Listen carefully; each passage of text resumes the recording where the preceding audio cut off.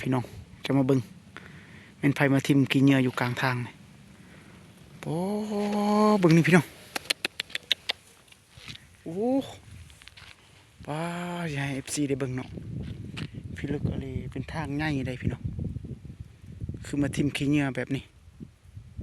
โอ้โหเนาะบอล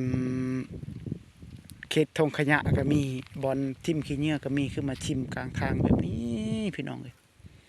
ทางก็เป็นทางใหญ่เบิ่งเลยพี่น้องเห็นบ่ปุ๊หอดฝุ่นใช้ FC ได้เบิ่งเนาะโอ้นี่บ่สมควรทิมแล้วแบบนี้นะสั่งมาเฮ็ดแนวนี้คือมาทิมแบบนี้นะไปสิพาพี่น้องได้เบิ่งเนาะโอ้ยบอลทิมขี้เหงื่อก็มีแล้วก็เป็นยังคือมาเฮ็ดแนวนี้มักง่ายโพดแบบนี้นะบ่ควรนะพี่น้องเด้อทิมแบบนี้นะโอ้ติดหนทางอีกเนาะถ้าแขกคนมาเนี่ยเขาเห็นโอ้เขาก็สิว้าวแล้วเป็นยังคือมาทิมขี้เหงื่อแบบนี้ยังมันก็บ่แม่นบอลทิมขี้เหงื่ออีกพี่น้องเนาะก็บ่ฮู้ว่าเขาคิดใดเขาจึงทิมขี้เหงื่อแบบนี้เนาะพี่น้องเนาะทางที่รถที่มาเลาะเก็บขี้เหงื่อก็มีแต่อันนี้แหละส่วนหลายคนลาวเขาก็มักง่ายแบบนี้เลยพี่น้องเลยบางคนดอกเนาะบ่แม่นหมดทุกคนเนาะพี่น้องเนาะเห็นบ่โอ้บ่อยากให้เว้าเลยพี่น้องจักสิเว้าในใดจักสิบรรยายในใด FC ได้เบิ่งเลยขี้เหงื่อในเบิ่งเห็นบ่จูดพอไม่ได้สารพัดบ่จักแก้วบ่จักอิหยังพี่น้องทิ่มหะเลยบนนี้เนาะมันอึดบนทิ่มแท้ๆบ่เบิ่งทางใหญ่เห็นบ่ทางดำอีกเนาะพี่น้อง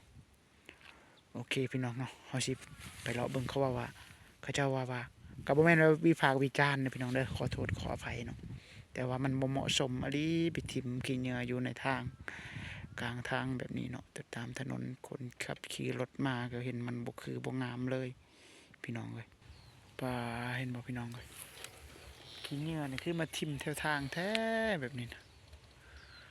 เนาะทางบักงามๆก็มาทิ่มแบบนี้พี่น้องเอ้ยมันบ่คือเลยเนาะพี่น้องเนาะ